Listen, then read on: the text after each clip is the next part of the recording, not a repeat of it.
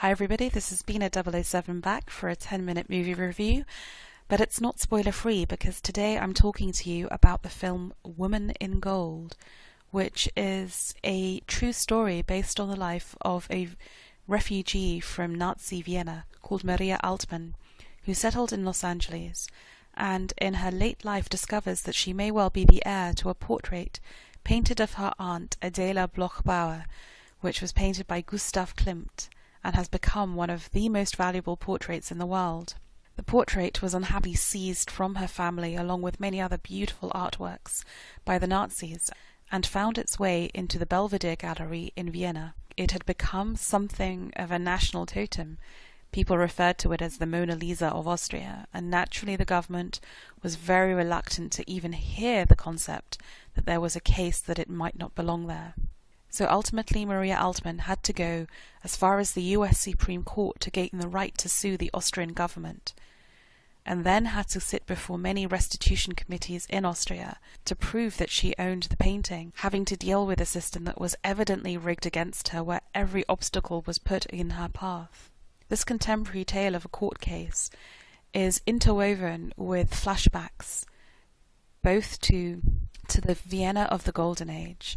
It shows us a life that was beautiful and elegant and based on intellectual curiosity and an openness to modernity. A salon where you might meet Dr. Freud or Arnold Schoenberg. A place of glittering diamonds and wonderful conversation. And all this was brought down by the Nazis. And indeed, the attempt to strip this family and all Jews of their personality, their identity, their property, was so thorough that even when the portrait was stolen and hung in the Belvedere, it wasn't even given the title of Portrait of Adela Bloch-Bauer because, of course, they wanted to hide its Jewish provenance, even though without a Jewish businessman it would never have been commissioned. That's why these stories of restitution are so important, and I think it's only the cynical who think it's about money. Although, of course, there's no reason why these people shouldn't have their money and property restored to them.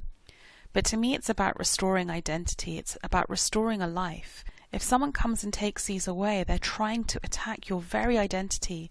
They're trying to dehumanize you. The story is then incredibly important. And because it's so important, I think I can forgive the film Woman in Gold much.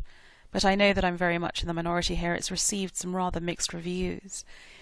I think the problem is that the direction by Simon Curtis, and this is a similar criticism of his previous film, My Week with Marilyn, is that it's very humdrum. It's very do what you need to do to get you to progress. It's very tabby into slot B. There's nothing shiny or showy. And actually what's even worse is that he seems to get the worst out of his performers.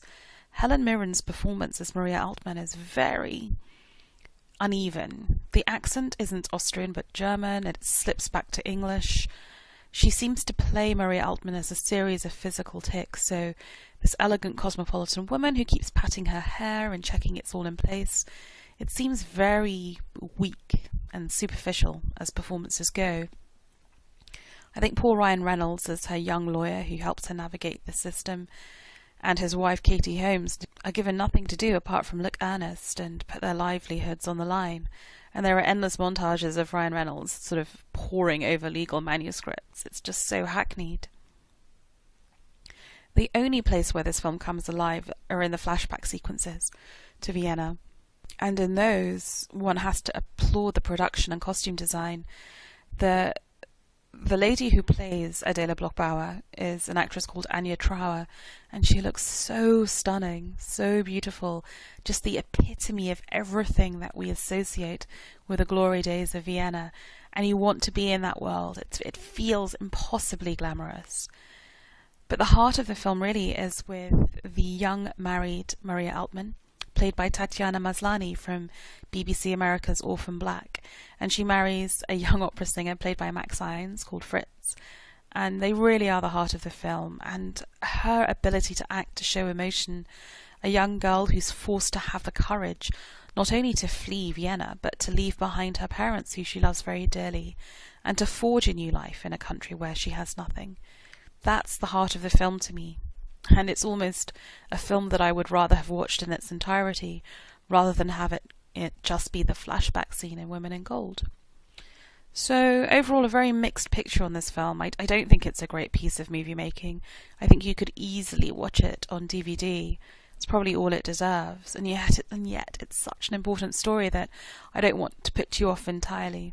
And if it prompts debate in Austria itself, that would be amazing, because one of the things that the film does very well, and it does it partly in the character of a young journalist played by Daniel Brühl called Hubertus Zermen, is show that there are Austrians who want to acknowledge this complicity in these past wrongs, who want to overthrow this very convenient Austrian narrative of being the first victim of Hitler.